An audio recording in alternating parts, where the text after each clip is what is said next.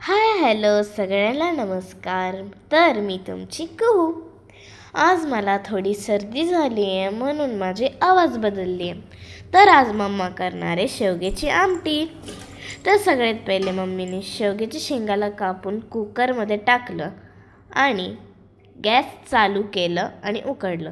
मग मम्मीने प्रत्येक वेगळ्या फोडणीचे मसाले भाजले, जसं की खोबरा, शेंगादाणे, मिरची आणि कांदा.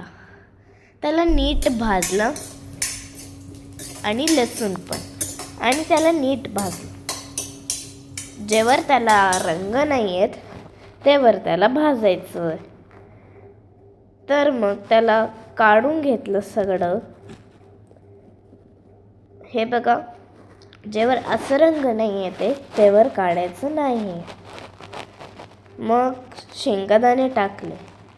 प्रत्येक एक जे आहे त्याला वेगळं टाकायचं आहे. आता शेंगादाणे भाजणारे बघा. शेंगादाण्यांचा जेव्हा असं रंग नाही येत तेव्हा शेंगादाणे पण नाही ठेवायचे काढून.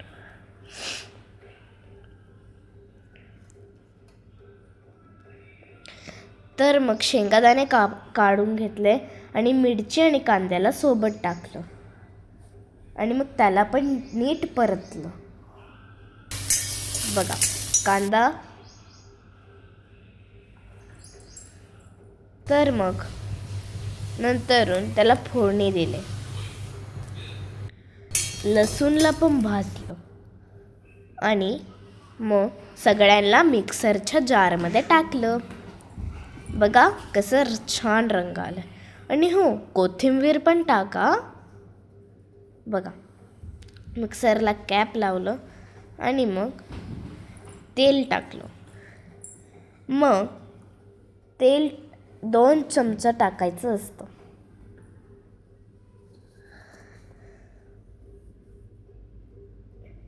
बघा, आधी जिरे मोहरी टाकायचे तेलात, आणि मग कडकडून झालं तर जे ते मसाला आपण मिक्सरच्या जारमध्ये मिक्स केलं त्याला तेलात टाकायचं. बघा कसं रंग आलाय ना.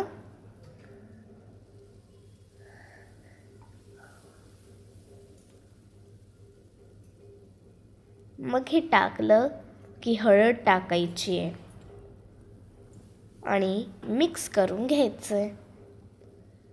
आणि मग जेवर हळद सगळीकडं पसरत नाही तेवर मिक्स करत राहायचं आहे. हे बघा, मग कुकरचं झाकण काढलं आणि त्याच्यात थोडं मीठ टाकलं. 2 चम्मच मीठ टाकायचं आहे आणि मग त्याला परत मिक्स करायचं आहे. बघा, छान बनतंय ना. मग त्याच्यात शेवग्याची शेंगा टाकायची आणि शेवग्याच्या शेंगामध्ये म्हणजे कुकरमध्ये जे पाणी होतं ते पण शेवग्याच्या शेंगासोबत टाकायचं आहे. त्याला उकळू द्यायचं. बघा झालं. तुम्ही पण नक्की ट्राय करा.